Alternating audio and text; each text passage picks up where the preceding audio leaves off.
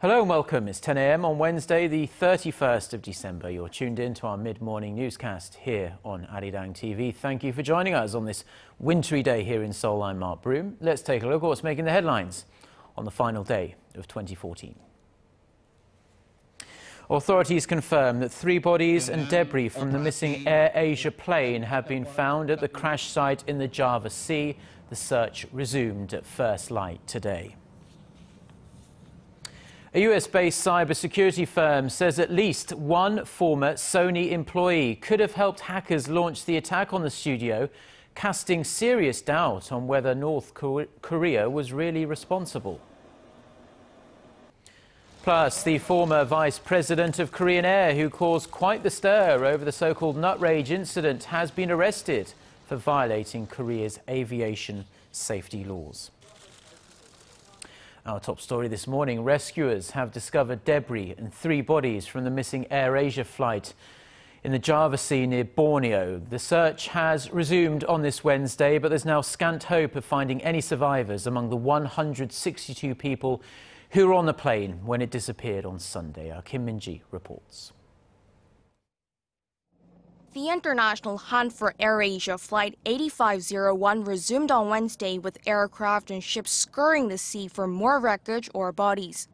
Indonesian officials on Tuesday confirmed the debris discovered in waters off Borneo was from the missing plane. They also said 3 bodies, 2 women and 1 man, have been recovered. A part that we found corresponds with AirAsia's part number and a serial number of the lost plane. And today we recovered 3 bodies from the sea. The Navy had initially reported that 40 bodies had been found. A plane door, oxygen tanks, and one of the recovered bodies have been taken away for tests. Distraught relatives of victims broke down in tears as pictures of floating bodies and objects were broadcast live on Indonesian TV. The Indonesian president has ordered a massive search operation to find everyone that was on board the plane. AirAsia CEO Tony Fernandez says support would be offered to the families and search teams will work for a speedy conclusion. It's a horrible, horrible experience. We will try to do our best. That's our focus right now. It's still unknown what caused the plane to crash into the sea Sunday, less than an hour after taking off from Surabaya to Singapore. Some 30 ships and 20 aircraft from Indonesia, Australia, Malaysia, Singapore, Korea, and the US have been deployed in the search. Kim Min-ji, ARIRANG News. Now, Tuesday marked the 3rd anniversary since North Korean leader Kim Jongun officially took control of the regime's military. And as the North celebrated the occasion, North Korean watchers said that it's more clear than ever that Kim Jong-un has a firm grip on power, more so than he ever has. Our Song Ji-son has more. North Korea has one of the world's biggest armies. And Tuesday marked the 3rd anniversary since its leader Kim Jong-un was officially appointed to the position of Supreme Commander of the Korean People's Army. With eyes on how the young leader will continue to craft his leadership in the years to come, Kim has largely cemented his place as a powerful military leader. The North official Korean Central News Agency reported on Monday that Pyongyang held a national meeting to further pledge their loyalty to Kim.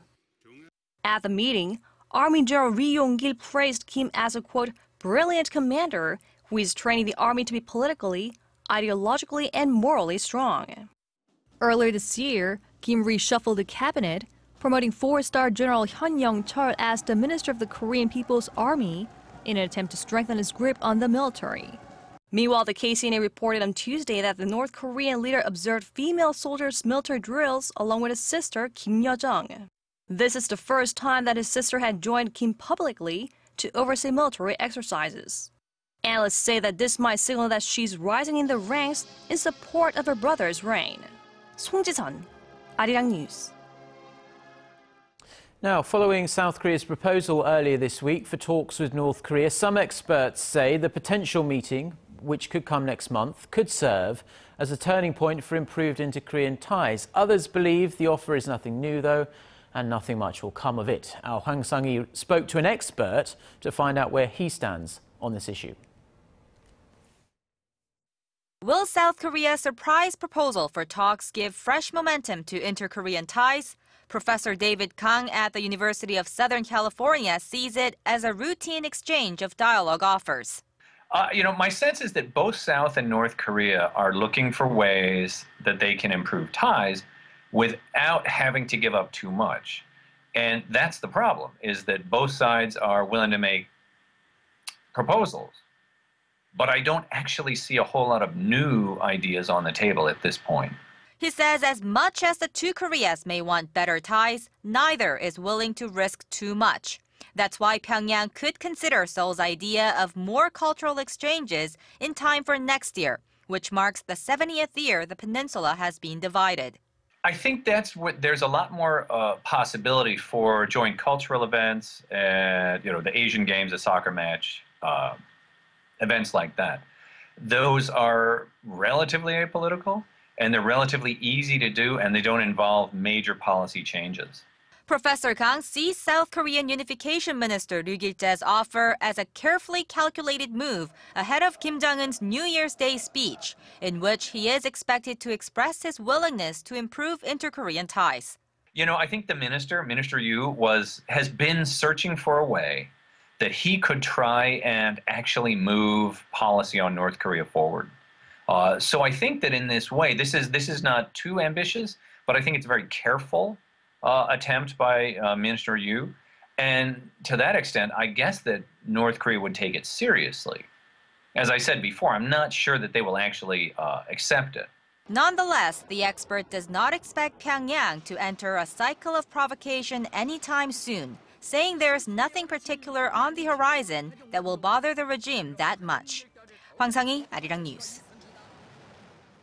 Now, could an insider be behind the recent hacking of Sony pictures? US cybersecurity firm Norse Corporation thinks so. It says that at least one former employee could have helped hackers launch the attack. Norse says an investigation into the attack at Sony shows that a group of at least 6 people, including one Sony veteran with the necessary technical background, helped carry out this attack.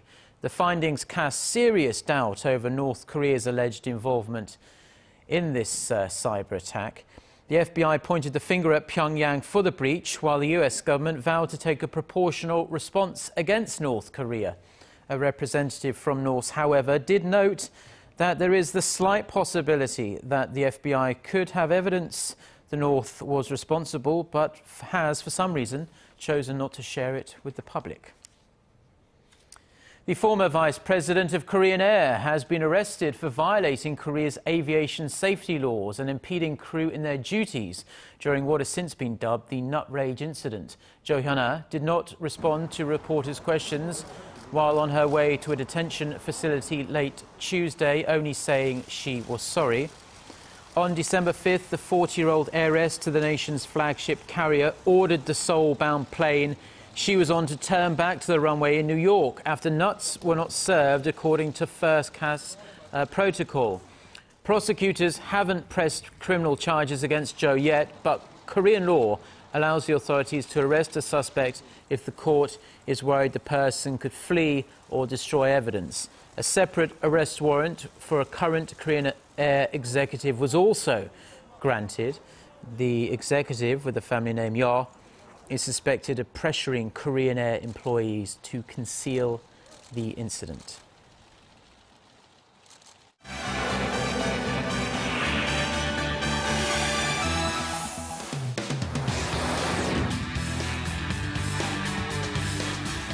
Now, the rescue mission off the coast of Greece was presumed to be complete, but more casualties have been reported from the Italian-flagged ferry that caught fire in the middle of the Adriatic Sea 3 days ago now. For more details on this, let's go to our Son Jung-in at the News Centre. Good morning, Jung-in. Good morning, Mark. So this ill-fated ferry continues to claim lives even after everyone was winched off it. That's right, Mark. The latest deaths happened during salvage operations to secure the vessel that has been drifting since Sunday morning when the fire broke out on a car deck. 2 sailors from Albania were killed apparently when they were hit by a cable that they had been trying to attach to the hulk of the Norman Atlantic from their tugboat. The 2 men were part of an 8-member crew working overnight to tow the ferry. Also, it has been reported that one more body was recovered on the same day, bringing the passenger death toll to 11. But Jongun, we hear that the exact number of people who are on the ferry is still, even now, unclear, and that's causing, of course, fears that many more could be missing and presumed dead. Yes, Mark. Authorities said 427 people were rescued from the ferry. However, a serious discrepancy has since been discovered on the ship's manifest. Investigators found the original list had more than 40 additional names, making it impossible to know how many people, if any, may still be missing. There is also speculation a few illegal immigrants had snuck onto the boat, since at least 3 stowaways were known to be among the survivors, according to Italian officials. The Italian Navy, meanwhile, says the search for possible missing passengers is continuing for the time being. An investigation is also underway to find the exact cause of the fire and to see whether negligence contributed to the incident. Well, I guess we'll have to just wait and see how that investigation turns out. Sure to be a huge probe there. Now let's move on to the latest Ebola outbreak in Scotland, of all places. There were fears earlier that another patient may have fallen victim in the country. This just a day after the first case was reported up there in Scotland. Do we know the test results from that? Yes, Mark. Luckily, the second female patient has tested negative for Ebola. The Scottish government said a blood sample was taken to a testing facility in Edinburgh and that it was confirmed as negative for the infection. The woman, a healthcare worker who has recently returned from West Africa, was taken to a hospital by ambulance staff on Tuesday after complaining of feeling unwell at a youth hostel in the Highlands. This comes a day after another healthcare worker identified as Pauline Kafriki was diagnosed with the virus after returning from Sierra Leone. The patient, who arrived in Glasgow on Sunday, was placed in an isolation unit after becoming feverish and is now being treated at a hospital in London. Well, we hope she goes on to make a full recovery, of course. She is in the best place, so fingers crossed for that. Well, thank you, Jongun, and we'll see you back at noon. That a team of South Korea... Get connected to Korea and the world. Join us every weekday for the latest developments out of Korea, Asia, and beyond. On air, on your mobile, and online, we lead the way every day. ARIRANG News. To try and resolve the crisis in Ukraine, the European Union also offers 15 billion. Now, on the last trading session of the year, Korea's benchmark KOSPI edged down 0.64%, closing the year at 1,915. Over the course of 2014, shares dropped 4.7%, marking one of the worst scorecards among G20 countries, which averaged, in fact, a near 9% rise. Russia was the only country that saw its shares drop by a bigger margin than Korea. They dropped a staggering 45%. The Korean bourse started off 2014 above the 2,000 mark, as you can see there, and topped out at a yearly high of around 2,090. That was back in July.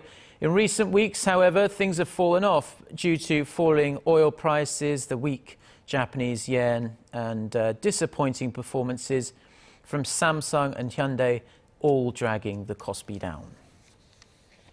Korea's consumer prices this year grew at their slowest pace since 1999. Data released by Statistics Korea shows prices only edged up 1.3% in 2014 from a year earlier, raising concerns over deflation, with the country posting a 1% range price growth for the second consecutive year.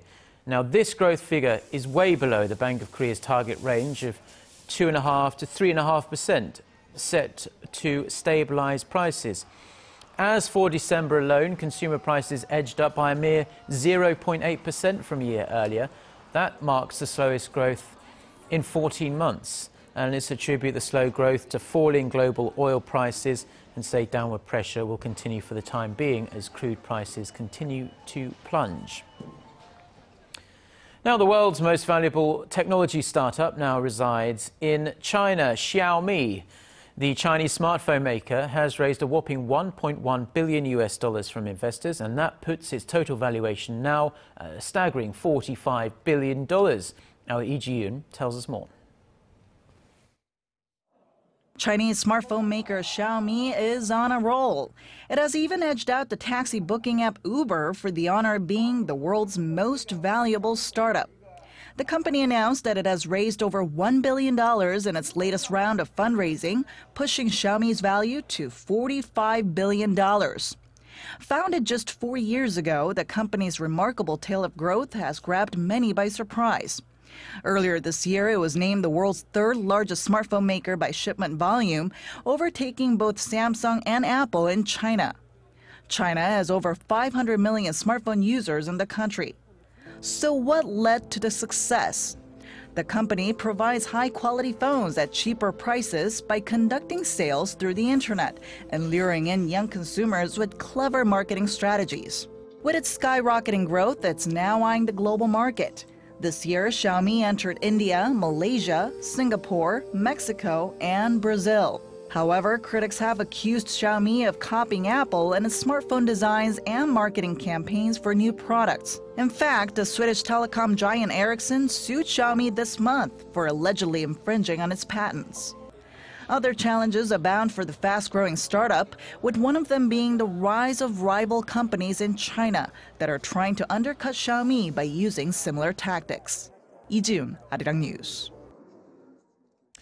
Now, 2014 was one of the most competitive years ever in the IT sector. Some companies got a huge leg up on their competition, while others naturally fell behind the rest. For a rundown of some of the key events of 2014 and what may happen in 2015, our Kim Ji-yeon reports.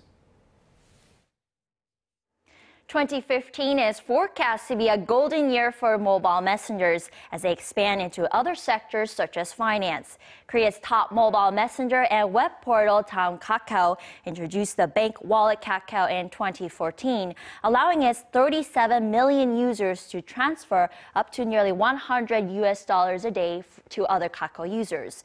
The service is changing the way people send gifts of condolence or celebration to family and friends. And local commercial banks have seized on the opportunity as well. Their participation enables users to transfer the money they receive straight into their personal banking account the following day. Kakao is also expanding into a credit card payment service that helps users purchase goods online. All of this is possible in part because of Korea's obsession for fast connectivity. The country's largest telecommunications operators are commercializing an ultra-high-speed tri-band LTE service. It will enable users to download a movie in less than 30 seconds. This is 4 times faster than 4G LTE service. However, it's currently only available in certain parts of the country where at least 3 audio frequencies are available. The telecom operators hope to expand availability throughout the coming months. The same obsession for growth is expected to help local companies become the first to commercialize the 5th-generation service, which is 1,000 times faster than 4G LTE. SK Telecom is aiming to provide the 5G service at the upcoming 2018 Pyeongchang Olympics. Samsung Electronics has set a goal of commercializing the service by the year 2020. The company believes the move will give them a competitive advantage in the era of the Internet of Things, in which everything we touch and interact with is connected to the World Wide Web. Kim Ji-yeon, ARIRANG News. Now, from the latest in the world of technology to some cultural news now. And an exhibition has opened in southern Seoul that gives visitors the chance to travel back in time to 18th century France. Here's our Park Ji-won with more.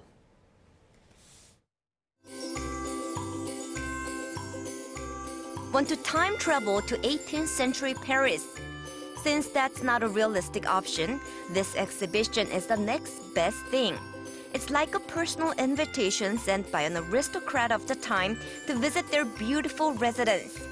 The exhibition has recreated a neoclassic French-style garden and put on display multiple rooms from the period, using real decorative items from 18th century France. From antique furniture such as armchairs, tables and dishes, and even a toilet, visitors feel like they're getting an inside look at the private life of a French nobleman some 300 years ago. The items came from France's prestigious Decorative Arts Museum, which boasts some 150,000 objects. This year marks the 150th anniversary of the Decorative Arts Museum, located in the western wing of the Louvre Palace. This is the first time that the museum has ever lent its collection out. Curators at the museum have a good impression of Korea for its dynamic art scene. The 320 items currently on display in Korea don't just show the glamorous lifestyles of the nobility of the time, but also the delicate craftsmanship that remains a key part of France's cultural heritage to this day. Park Ji-won, Arirang News.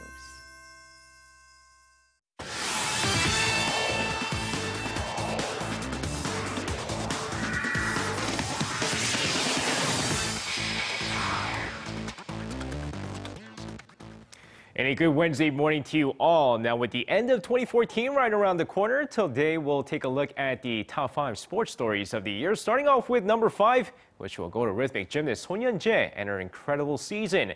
And of course, it all started off in April when the 20-year-old won 4 gold medals in the Lisbon World Cup as she continued her medal run from the 2013 season. Then come September, she made history winning Korea's first medal at the World Championships when she won a bronze medal during the hoop competition. But that's not all. Son Yeon-jae caps off her incredible year by winning Korea's first Asian Games gold medal in the sport, becoming one of the most talked about athletes here in the nation. And speaking of a great season, we go to our 4th biggest story of the year, this time in golf. Now, while Park In-bi was in the spotlight at the beginning of the year, by the end, everyone was talking about 19-year-old Kim Hyo-ju. Now, what made her year incredible was the fact that she was able to do so well, not just in the KLPGA where she started off, but also in the LPGA. Now, winning 6 titles in the KLPGA this season, 3 of those were major tournaments. But during the LPGA ARIRANG Championship, she took home the trophy at that event as well, giving her a total of 4 major titles in 2014. Now, for many sports fans in the nation, the 2002 Korea-Japan World Cup is still fresh in their minds, and one of the players that made a huge splash was, of course, Park Ji-sung. And in 2014, Captain Park retired from football. Of course, number 3 on our list is the retirement of Park Ji-sung, who decided to hang up his boots after his lingering injury prevented him from playing at 100%. And his years in the European stage were remembered as Manchester United and PSV Eindhoven honored him in a special ceremony. He might not be playing football, but as Manchester United's ambassador, he's doing everything he can for the sport, even after retirement. And at number 2 on our list, the biggest sporting event in the world took place earlier this year when the World Cup came to Brazil. And while Germany enjoyed a nice victory, the Korean national football team, well, not so much. Despite high expectations for the Taeguk Warriors, the team will go winless in the group stage, drawing against Russia, then losing to Algeria and Belgium, ending their World Cup hopes. And what followed after that made the headlines throughout the year, as well as the departure of manager Hong Myung-bo led to the big search for the next head coach. And while Uli Stilicke took the job, questions still remain as the 6-year-old hopes to prove himself during the upcoming 2015 Asian Cup. And finally, topping our list of top 5 sports stories of the year, figure queen Kim Yeon-ah, who competed for the final time at the 2014 Sochi Winter Games. Of course, fans were sad to find out that the 2010 Vancouver gold medalist, who became a pioneer in figure skating in the nation, announced her retirement from the sport earlier this year. And what was supposed to be a gold medal finish in her final Winter Games appearance turned into a controversial silver medal finish, as Russia's Adelina Solnikova ended up with the gold medal. Now, both news shook the sporting world, not just in Korea, but across the world as well, as Kim Yeon-ah tops the list of top 5 sports stories of 2014. And that's going to wrap it up for me. Have a happy New Year's, everyone, and I'll see you guys again for your sports needs.